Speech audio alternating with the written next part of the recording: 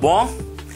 Eu sou o professor Antônio Alves de História e estou aqui para trabalhar com você, fera do Cine Cabeça, questões relativas ao filme Mauá, o Imperador e o Rei.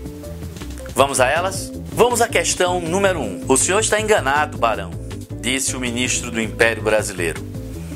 O comércio e a manufatura são atividades naturais para os ingleses. A nós nos cabe exportar café, açúcar, fumo, algodão. Essa é a nossa vocação, senhor Mauá. E continuou.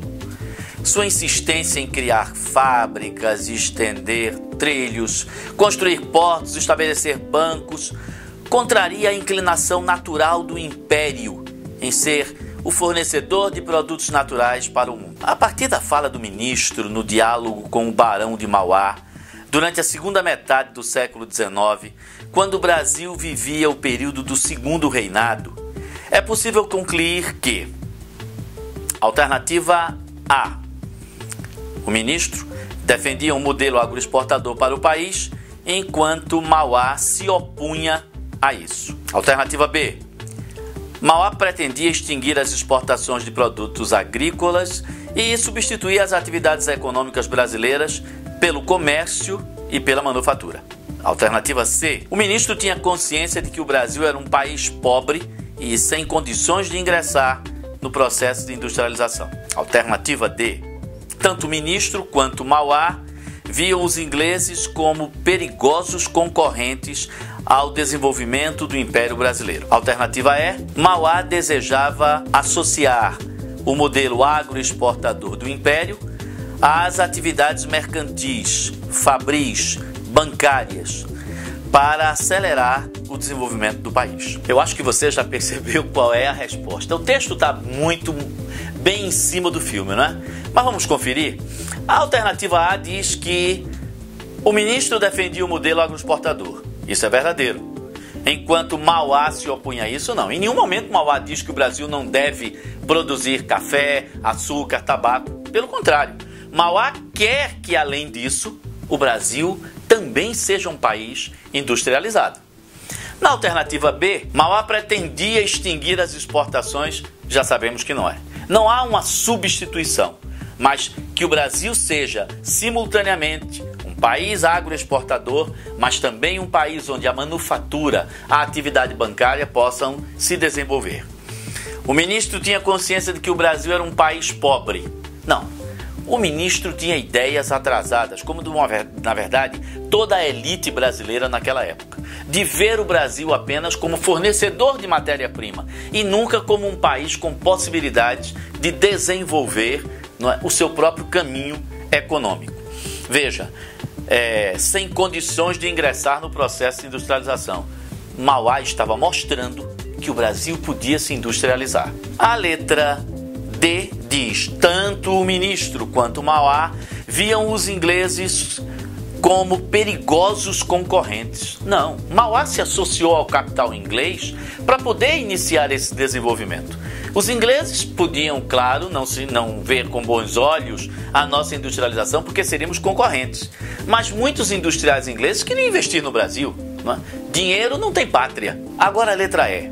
Mauá desejava, associado ao modelo agroexportador do Império, desenvolver atividades mercantis, são comerciais, fabris, são industriais, bancárias, é o sistema financeiro, para acelerar o nosso desenvolvimento. Ou seja, Mauá era um homem que tinha uma visão econômica muito mais à frente, dentro do que a gente chama de liberalismo econômico, que caracterizou o século XIX, a época da industrialização, do empreendedorismo. Então, marque tranquilamente a letra A, inclusive porque ela está ligada ao texto. É assim no Enem, não é? O texto é importante para você chegar à alternativa. Vamos à questão 2. O filme Mauá e o Imperador do Brasil retrata artisticamente a realidade do nosso país durante o Segundo Reinado, na segunda metade do século XIX. O personagem principal, de origem humilde, alcança o status de um dos homens mais ricos das Américas, recebendo inclusive títulos de nobreza, barão e visconde. Suas ideias econômicas, embasadas no liberalismo, na industrialização, no empreendedorismo, no trabalho assalariado, receberam forte oposição da elite agrária brasileira.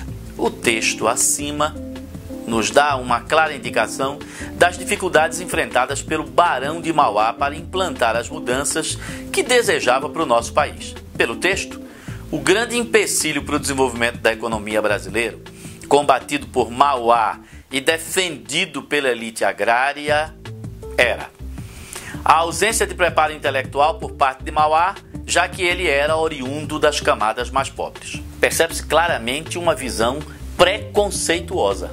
Ora, Mauá não chegou à condição de ser um dos homens mais ricos da América porque não estava preparado intelectualmente, não é? Dinheiro não chega junto de quem não tem competência. Portanto, essa alternativa é absurda. O liberalismo, teoria econômica que defendia a vocação agroexportadora dos países e o uso do trabalho escravo. O liberalismo é a teoria econômica que defende a industrialização, que defende o livre comércio e que defende o trabalho assalariado. Portanto, o que diz a letra B? O liberalismo, teoria econômica que defendia a vocação agroexportadora e o uso do trabalho escravo? Nunca! Lembrando que o liberalismo é contra o trabalho escravo. Mauá também combate isso, porque ele sabe que um país só se desenvolve com o trabalhador assalariado, que será mercado consumidor. É com o salário que ele compra. O escravo não compra nada. Ele não tem poder de compra, porque tudo que ele produz é do dono, porque ele é uma mercadoria. Ele não tem condições de se tornar um consumidor. A manutenção da monarquia, forma retrógrada de governo, pois, para se desenvolver, a Inglaterra se transformara numa república. Menino, não é a forma de governo que determina o desenvolvimento ou um atraso de um país. Países que são monarquias podem ser atrasados. Países que são monarquias podem ser altamente desenvolvidos. Veja bem, a Inglaterra no século XIX, nessa época aí de Mauá, era uma monarquia. Era e é ainda hoje. Não era uma república, uma monarquia parlamentarista. E quem governou a Inglaterra de 1837 a 1901, vê o tempo, 1837 a 1901, foi uma rainha, uma mulher, a Rainha Vitória. Então, como dizer que a monarquia levou a Inglaterra ao atraso e que a Inglaterra virou república para se desenvolver? Nada disso. O Brasil era uma monarquia e poderia ter se desenvolvido. Foi na monarquia brasileira que Mauá criou o seu primeiro surto industrial. O trabalho escravo, de baixa produtividade, gerador de uma sociedade segregacionista, conservadora e sem mercado consumidor, que só o trabalho assalariado permite existir. Isso aqui é verdadeiro. O atraso do Brasil no século XIX foi o trabalho escravo. Por isso que a gente não ia para canto nenhum. Por isso esse modelo agroexportador que manteve o Brasil dependente economicamente das potências que se industrializavam.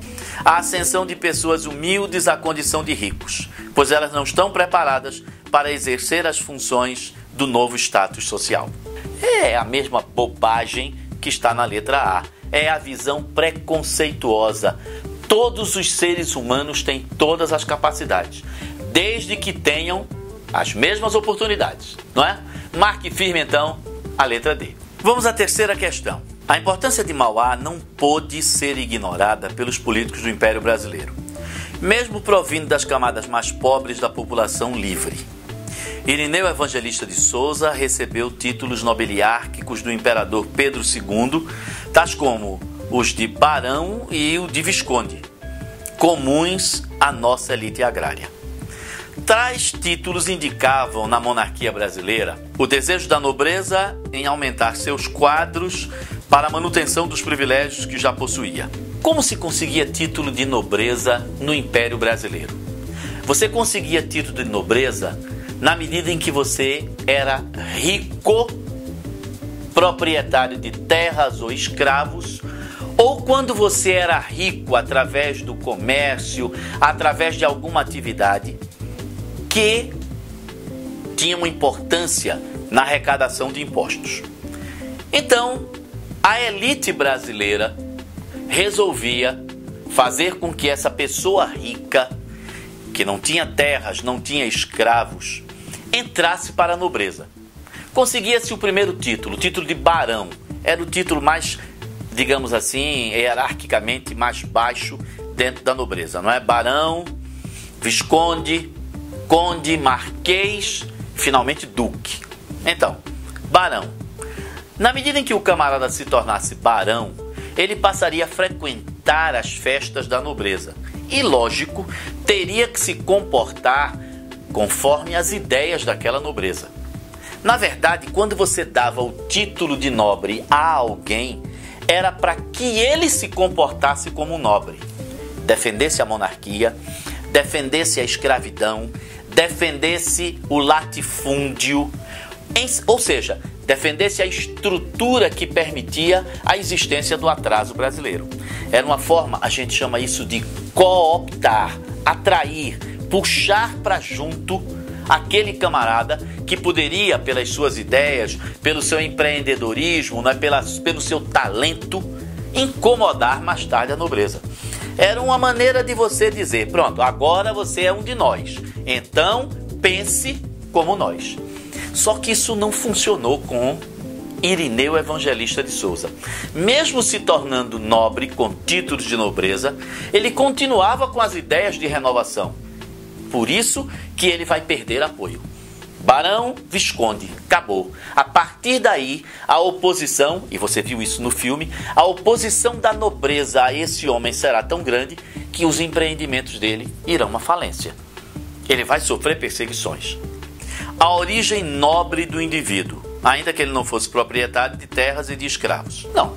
A gente viu pelo próprio texto que Mauá, mesmo provindo das camadas mais pobres da população. Você viu Mauá menino no filme, não é? Trabalhando duro, como todo brasileiro trabalha, para sustentar a estrutura dos ricos, não é? Daquela época que viviam às custas do trabalho escravo. A ascendência real que a pessoa teria entre alguns dos seus antepassados. Mauá não tinha nenhum parentesco com o rei, nem com os parentes do rei. O parentesco que o homenageado mantinha com algum representante da nobreza brasileira. Também não existe isso. O filme não mostra isso, o texto do Enem não mostra isso. Que o nobre pagava pelos títulos que recebia, caracterizando o grau de corrupção e desonestidade de nossas elites. Não. O título era uma concessão para que você chegasse perto da monarquia, dos ideais, da ideologia da elite agrária daquela época. Portanto, para o teste 3, a letra A, tranquilamente. Tá vendo? Não é difícil. Vá tranquilo. Mais do que você confia em você, nós todos aqui desse projeto confiamos muito em você. Vamos em frente.